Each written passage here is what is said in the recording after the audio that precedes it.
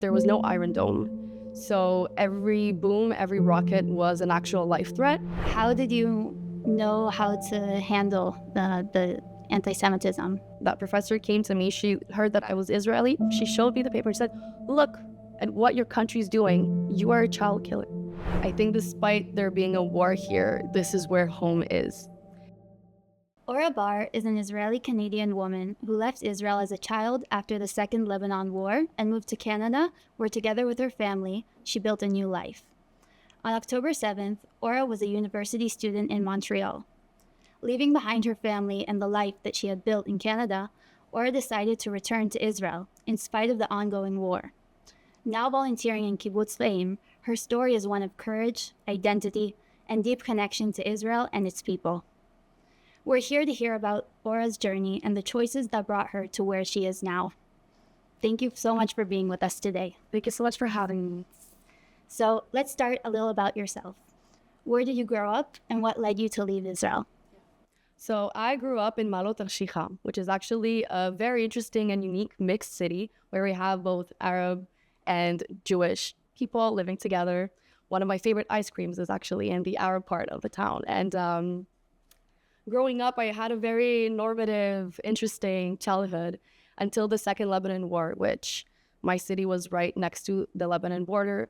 And when the war happened, I remember basically going to sleep at night, not knowing if when I wake up, my parents would be still there because they didn't want to sleep with us in the bomb shelter, and if the rest of the house would be there. So every morning was like a discovery. And also something that's an important detail is that at the time, there was no Iron Dome. So every boom, every rocket was an actual life threat.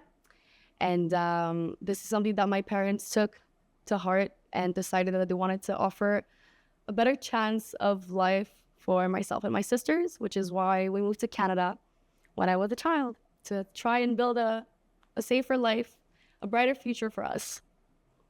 How did you deal as a child with the sudden dissonance between life in war to life in quiet Canada? So it's interesting because I think despite there being a war here, this is where home is. And it doesn't matter what happens around and all the noise. What resonates with me the most is the heart of the people. And this is what I really missed when I arrived to Canada, because very early on, I discovered that I was different, that my identity was an issue. And whether it was from teachers in school that were telling me that I'm a child killer, because while I was still a child, I was being called a child killer, to classmates tripping me, or just overall it was just really difficult to adapt. As a child, you want to just go play with your friends and discover what life can offer you. And instead I had to defend my identity and who I was.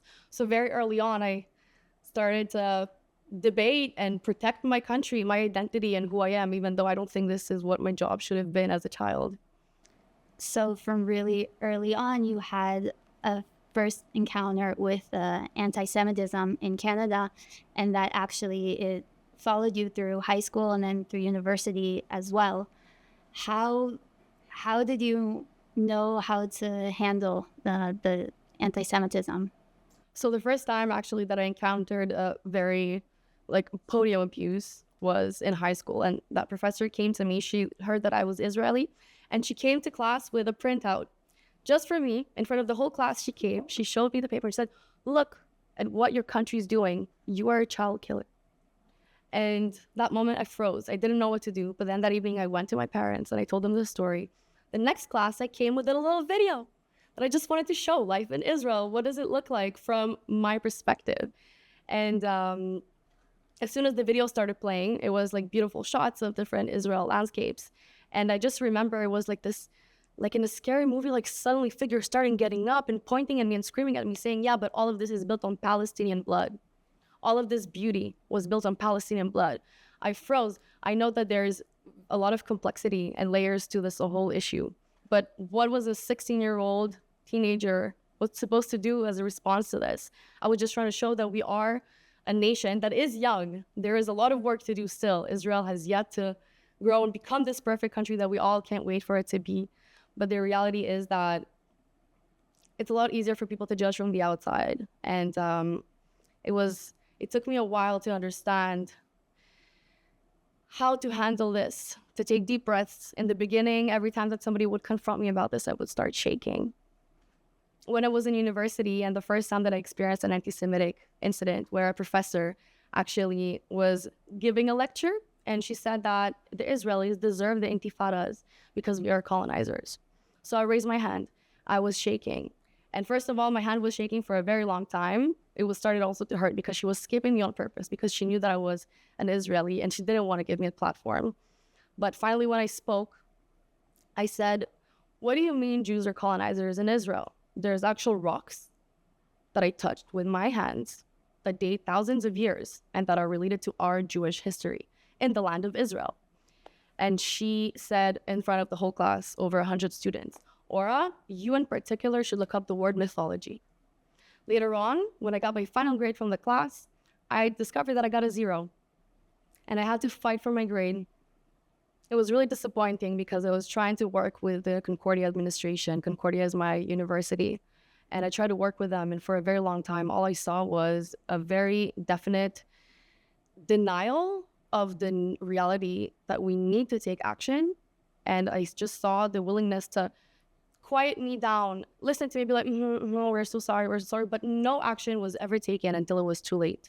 And I think that across my time in Canada, I just saw how all this anti-Semitism that a lot of people woke up to on October 7th was actually existing way before and was allowed to brew for years, for decades. People were allowed to do that.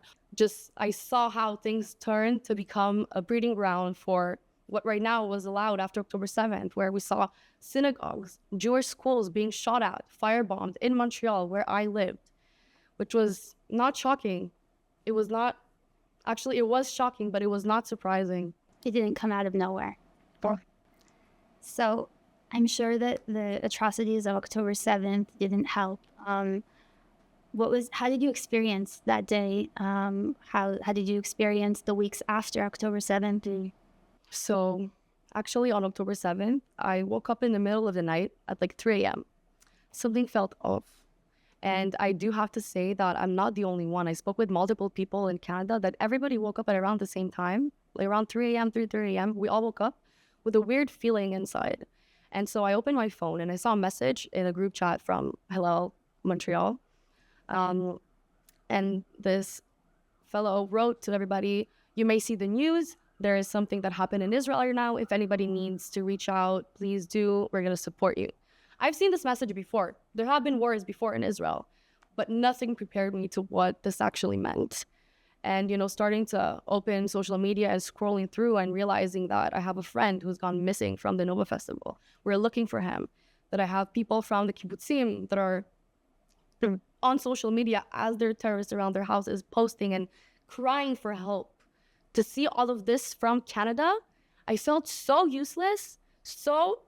It was one of the things that broke me the most was the inability to actually do something, or what it felt like that I couldn't do anything. And actually, I do want to go back a bit. Back in 2021, when there was Shomer Chomot, I was in Israel. And it was the first time since my childhood where I experienced the war with Lebanon. It was the first time that I heard a siren, that I heard a boom. And for me, this was a life-changing moment because hearing the first siren, we got inside the bomb shelter and I was screaming louder than the kids that were in there. It just brought me right back to my body as a child. And I just haven't been the same person since. I got into really big depression because I was unable to express myself. I felt the need to write, to talk, to do something, but I was completely frozen. I wasn't able to get out of the house for about 2 years because while I was in the bomb shelter, I have my classmates who told me that I deserved to die. So I think that experiencing May 2021 in Israel, although broke me completely as a person, was a blessing from above, so that when October 7th happened, I could be there to support the community and from the trauma that I experienced, be able to do something to strengthen everybody that was so shocked and facing for the first time anti-Semitism. I had so many friends that for the first time in their life felt the need to hide their Magen David, to cover their kippah, to like actual friends that were talking, they started talking about this and they never felt this way before, to see the struggle in Israel. And now almost everybody knew someone in Israel that was impacted by it. And I could just understand that what we need to do is create this space and hold each other in it. And whether it was through creation of art, which I've organized events to do art with the community, with students, or with community members that every week since October 7th have been walking for the hostages. They're doing such hard work. And I felt like we really need to hold each other in this. And for the first few weeks, it was also really difficult to get out of the house, especially knowing that in Canada, when I go out in the streets, I will not get support. Rather, while I'm still dealing with the trauma, also getting even more targeted, even more excluded and threatened. One of the main events I think that marked me from October 7th was about a month after the events on November 8th. We did a table for the hostages in the university.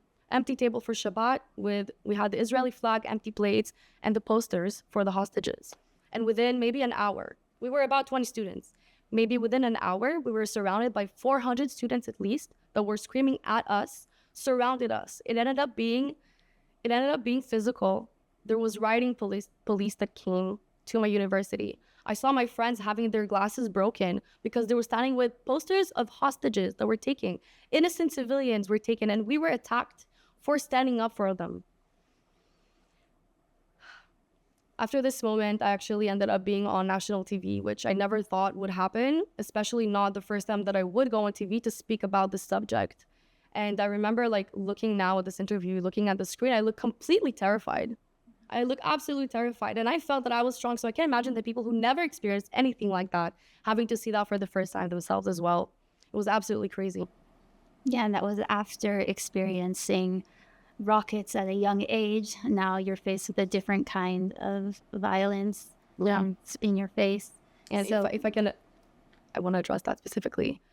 One of the things that I realized that was the most disappointing for me, and I actually think pretty embarrassing for Canada, is that I felt safer in a bomb shelter than in the streets of Montreal.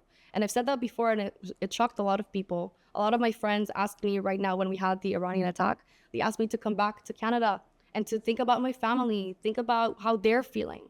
But they don't realize that this was not political, it was existential. It was a lot safer for me here, among our people, in our people's arms. So when did you actually make the decision to come back to Israel from Canada? So after I finished my degree, I decided to come here on a Masa volunteering program.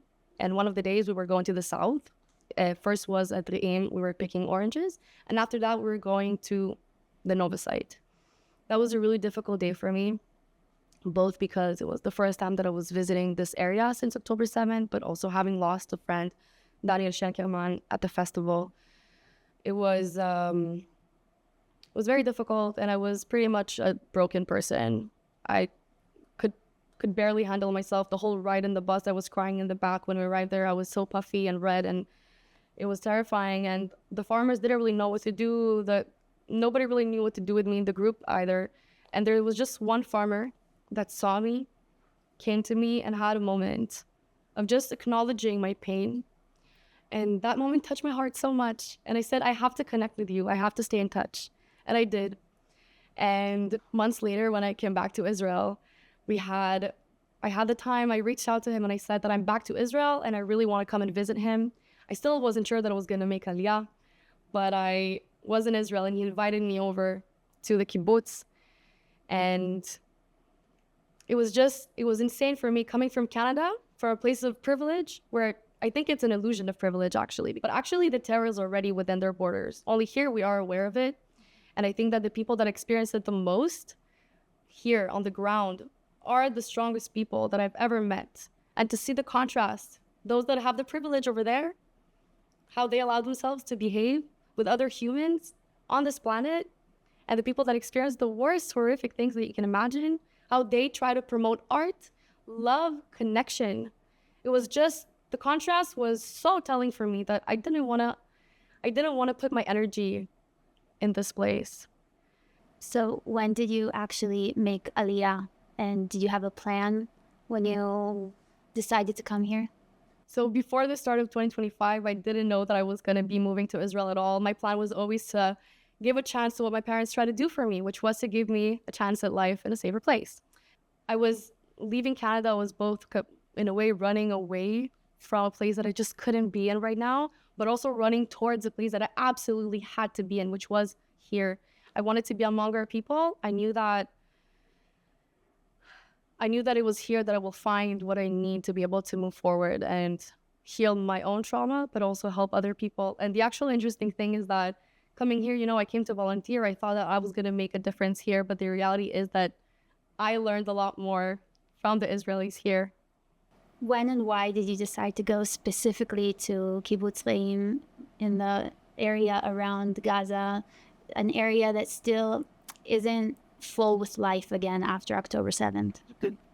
So I decided to move to Re'im to volunteer because of this farmer that I met when I was volunteering back last year. It was just so real. I understood, first of all, they did need help because most of the community was still in Tel Aviv. They needed help with the kitchen or the education or even picking oranges still because they don't really have foreign workers anymore, or they do, but very minimal amounts. And I needed to do something to help wherever they needed. So I just came there for a week. And after that, they offered me to come live there for a couple months and start helping out. And one thing led to another, and now I'm about to stay for a longer period. And an actual crazy thing about the situation is that I remember stepping the first time into the Re'im and realizing that this was a battleground. But what I saw was flowers, trees. The kids that were there were running around, playing with each other, dogs, cats, everybody just like a paradise. And I felt that this is the people that I wanted to learn from. This is the people that I wanted to invest my energy in. And right next to the house that I live in, right in front of it, there is one of the houses that they had to take down because of the destruction that it experienced. And the tree in front of my house actually has bullet holes. On my house, there's actually bullet holes that they fixed. So the first nights that I was sleeping in the bomb shelter, I couldn't sleep because I was aware that this is where they actually spent hours hiding from terrorists. And I actually got a video that was recorded from that same house of terrorists running right next to it. And I could hear the screams and the shots, and it happened right there. So yeah, when I go to sleep in Re'im, I have a little kitchen knife next to my mattress. Every day that I go to sleep, I don't know if I will be awoken by a terrorist or just my alarm or the birds.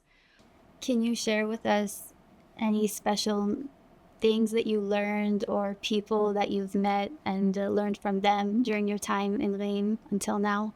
I think that one of the main things that I learned, both from Re'im but also Israel in general, is very much how the people that were the most hurt, the most impacted, that lost their kids, their wives, their husbands, the worst things that you can imagine, those people, they choose to take their pain and to transmute it and to actually create from it, either for the community or for themselves, writing books, creating organizations that are to help other people. And I think that Israel is like a blueprint for the world. I think that if any country had to experience what we did, and they had to not only survive this, but also flourish after that, it is Israel.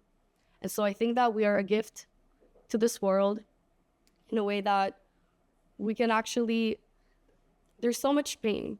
There's so many communities that experience trauma, that there's generational trauma, and we have the chance, in the worst way that it is, right? But we have the opportunity to be at the forefront and show people what we can actually do from this pain, which is to continue building. And I think that there's an important difference in the world.